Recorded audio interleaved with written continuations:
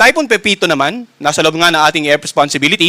Kanina alas 4 ay nasa line 465 kilometers, silangan ng Giwan Eastern Samar. Taglay naman ni Pepito, ang lakas ng hangin umabot hanggang 150 kilometers per hour, malapit sa gitna nito, at yung pagbugso, aabot hanggang 185 kilometers per hour. Ito naman ay kumikilos sa direksyong west-northwest sa bilis na 13 kilometers per hour. So, makikita natin, offshore pa rin yung tinatayang sentro ng bagyong si Pepito, subalit yung makakapal na kaulapan nito, dahan-dahan na ngang nakakarating dito sa ilang bahagi ng Eastern Visayas at maging dito sa ilang bahagi ng northeastern part ng Mindanao. So ano nga ba inaasahan natin dahil sa patuloy na paglapit ng bagyong Pepito sa landmass ng ating bansa?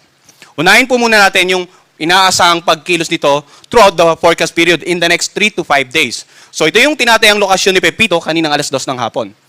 At bukas ng alas 2 ng hapon, tinatayang yung sentro nito ay halos malapit na dito sa northeastern part ng Eastern Visayas. Posibleng mag-landfall dito sa may bandang Catanduanes ng area sa darating naman na